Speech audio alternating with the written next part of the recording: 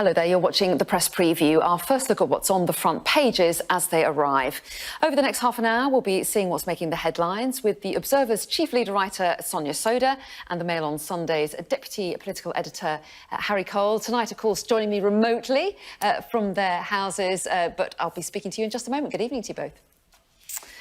So let's take a look then at what's making those front pages. And the Times leads with the Health Secretary, Matt Hancock, setting out his goal that 100,000 COVID-19 tests per day should be administered by the end of this month. The Telegraph says Mr Hancock has promised that all NHS workers will be tested. It also pictures Boris Johnson applauding in Downing Street. The Guardian reports that contagious disease experts say their criticisms of the government's testing plans remain in the wake of the Health Secretary's announcement. The Express carries his pledge to write off £13 billion in NHS debt. And the Mail warns Matt Hancock, don't fail this test, Minister. The Sun is outraged that testing swabs are being sent to Germany because it's quicker to get the results back from there than it is from UK labs.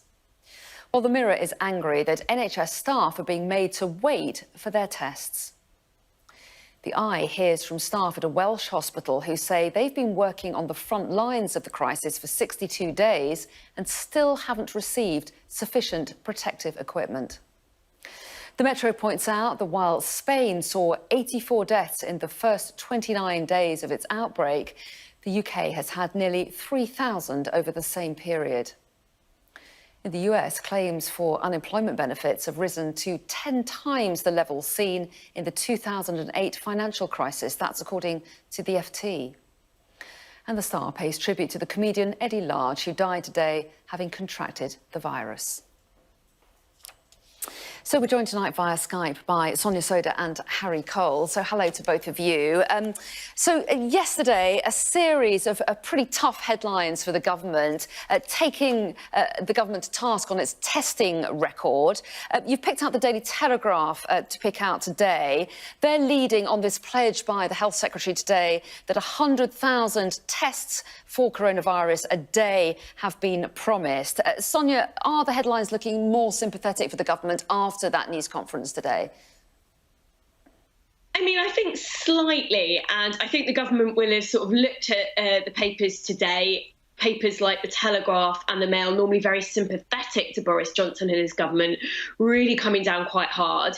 So they are a bit more positive, but they're still holding the government's feet to the fire on this. That Telegraph headline, some of the other papers, they're really saying that this is all very well and good to have this very ambitious target of 100,000 tests a day, but that's something that Matt Hancock is really going to deliver on. And, you know, testing has become the big political story of this week. And really, I think it's a metaphor for some of the questions that people have and journalists have about the government strategy, the effectiveness of the government strategy in general. Because there's a lot of talk about the fact that one of the reasons why we haven't got enough testing capacity is because the government simply left it too late. They realised too late that testing, that social distancing, that containment was going to continue to be so crucial to alleviating pressures on the NHS. And so, Harry, no doubt there'll be a lot of questions asked about how achievable this promise is. But what do you make about the fact that Matt Hancock made this big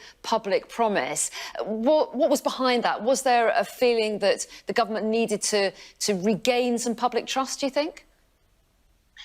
Well, the great irony of this is that if you look at the opinion polls and public surveys of public attitude towards this, we've got this astonishing disconnect between what seems to be the reality of the day-by-day sort of rows over testing and the fact that the first time since 2010, the majority of Britons have a favourable opinion of their government, which is an extremely rare thing to happen. So, yes, there is an element of feeling, I think, let's not underestimate the fact that the Prime Minister is down with COVID, the Health Secretary has been down with COVID. There is very much a feel of a bit of a reset today. Today's papers were an absolute torrid read for Downing Street. Tomorrow's are better, but they come with this very, very big caveat of, right, you've got to sort this out now, or it's going to be, you know, heads on the line, personal responsibility for Matt Hancock. He gave a very Tiggerish performance today, saying, he's going to come back stronger than ever, having defeated COVID. Whether or not he will be able to reach that target remains to be seen. But he's been pretty clear that by the 1st of May, we need to be testing 100,000. And that's a very easy benchmark for his reputation to be judged on.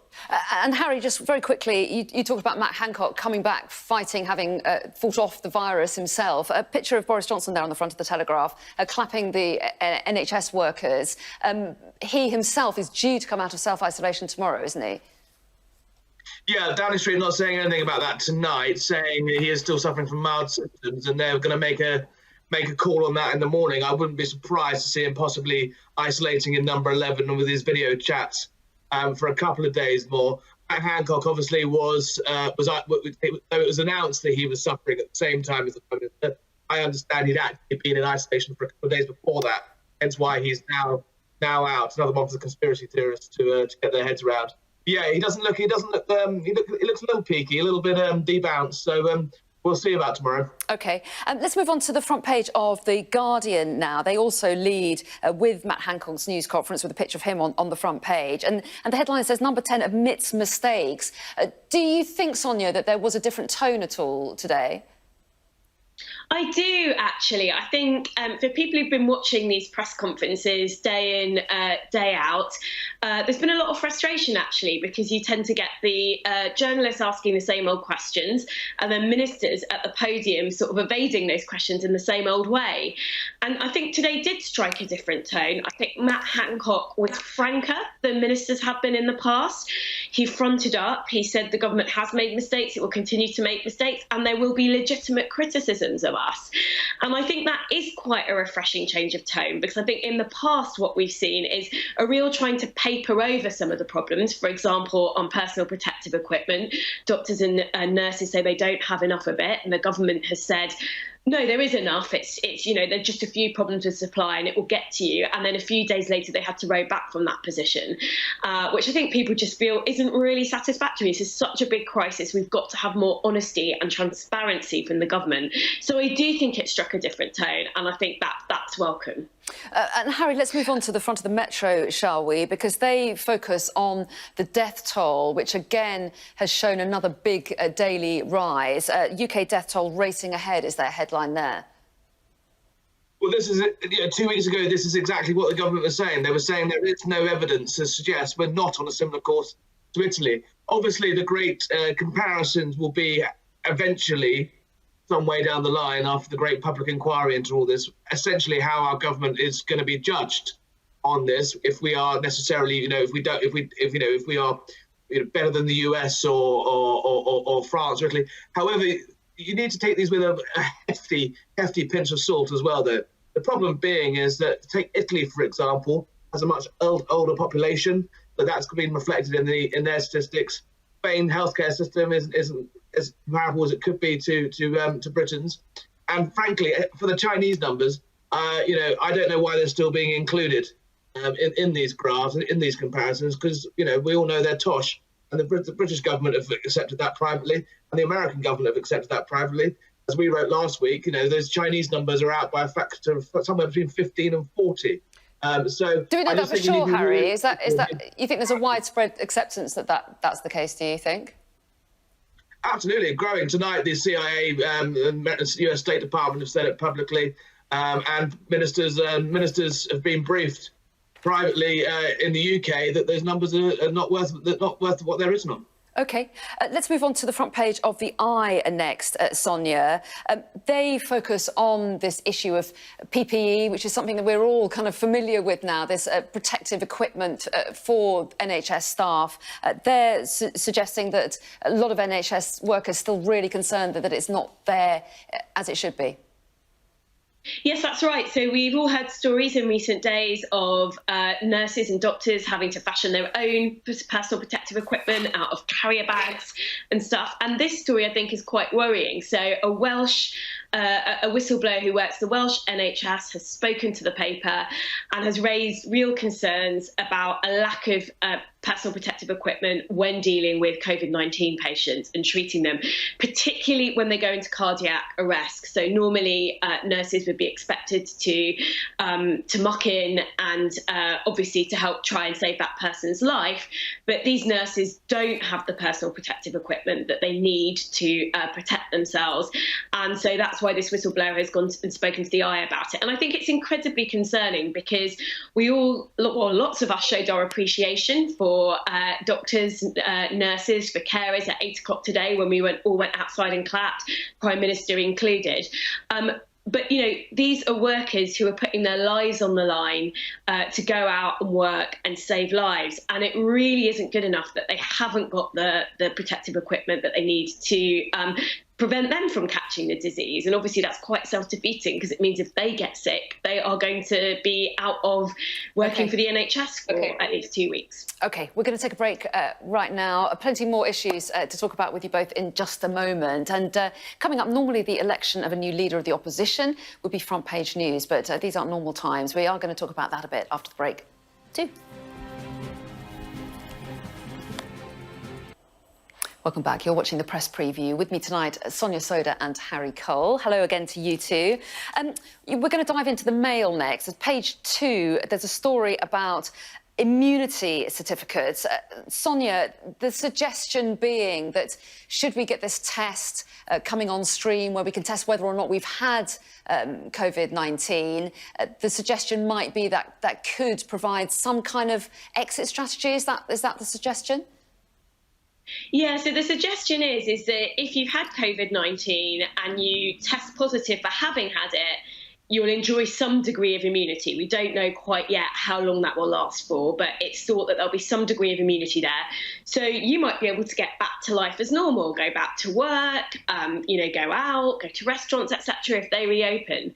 And in many ways, this makes sense because as more and more people have had the disease, it makes sense that if they're immune, they can get back out there, help care for elderly relatives, get the economy moving again.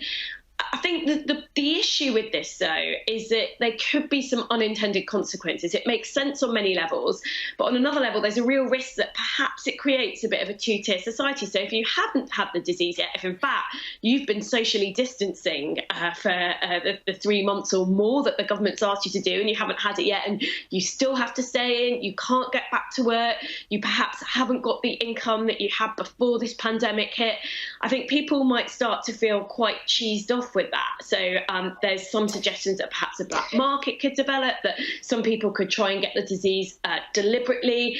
So I think we need to be quite aware of some of the unintended consequences, even though it makes sense on a superficial level. And ramping up these so-called antigen tests are part of Matt Hancock's 5-point plan, weren't they, that he promised today, Harry? But do you agree with Sonia that there is some difficulty in potentially allowing some people out of lockdown and not others? Yeah, this sits very uncomfortably with me. Again, mainly because this is not a disease people want to be getting, and in a weird way, I agree with Sonia. You're going to start encouraging people perhaps to try and catch it so they can leave their living rooms, and that's and given that we can barely even test people at the moment, having to add another layer of bureaucracy that's not going to be open to manipulation, I think is probably biting off more than we can chew. But I think the civil rights lot will be up in arms about this. It'd be really interesting to see how they handle all of that once those tests start getting rolled out. We're going to move to a subject that's not about coronavirus, which we haven't been able to do. It's been such an all-consuming subject, as everyone, I'm sure, will sympathise with. But there is the little matter of the Labour leadership contest that's been going on in the background all this time, isn't there? Sonia, this is inside the Daily Express. They're suggesting that Keir Starmer is out on front ahead of that result on Saturday. Yes, so normally this would be the big political story of April, but of course the pandemic has sort of overtaken events somewhat. So the Labour Party instead is going to do a virtual event tomorrow where they announce a leader. Keir Starmer is widely expected to get it. He's going to have an incredibly long to-do list if he does get it. There's a lot of issues that Labour have had over the last 5 years, not least the anti-Semitism crisis, evidence of institutional anti-Semitism, worst election defeat since 1935. So he's going to have to do a lot to set the tone right for opposition, hold the government to account in a responsible way as in the coming weeks, but also to set out an alternative vision of what the Labour Party is for post-Jeremy. And whoever does win, Harry, would you agree with that, that there's quite a tough task ahead, given the situation the country's in at the moment, getting the tone right on a big crisis like coronavirus? We've only got about 20 seconds. Sorry, Harry. Yeah, the public make their mind up very quickly. I'm slightly reminded of Ian Duncan Smith, who was elected Tory leader on September the 11th, 2001. And you might say that his leadership never really recovered. That initial impact with the public is so important. And for whoever wins the Labour leadership, and it does look like it's going to be Keir, I think even getting any cut through or attention is going to be their biggest task. Indeed, another interesting one to watch. Well, Sonia and Harry, thank you very much indeed for letting us into your homes briefly tonight. Good to see you both, and we'll see you again soon. Thanks very much indeed. Hello there, you're watching the press preview. Our first look at what's on the front pages as they arrive.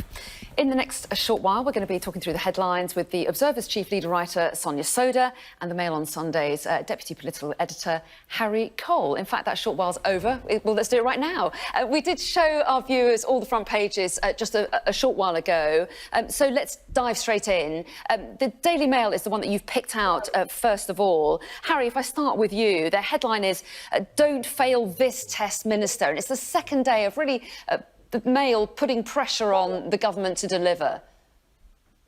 Well, that's right. I mean, it was a torrid day in the papers, in today's papers for the government. Really, this testing issue is sort of spiralling out of control. So there was a real marked feeling at today's press conference. There was a bit of a reset. The health secretary obviously was unwell himself, so had to isolate. Is now back. There's a feeling the government are desperately trying to get on the front foot on this one.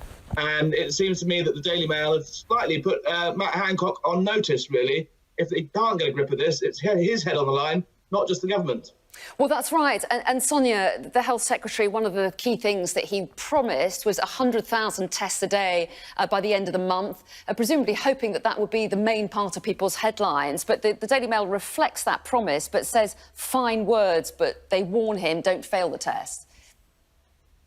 Yes, absolutely. And I think that the people who wrote that headline will be bearing in mind that the government has made some pretty big promises before. For example, on the personal protective equipment that doctors and nurses and care workers need to use when they're working with patients who are suspected of having COVID-19. A few days ago in press conferences, ministers were saying, we've got the PPE, that's what they call it, the personal protective equipment. It's just a case of distributing it. A few days later, actually, there was more of an acknowledgement that there has been bigger problems and the government was first willing to concede. So 100,000 tests a day, it's a very big target. We are way behind countries like Germany. We've only got capacity at the moment for about 12,000 tests a day.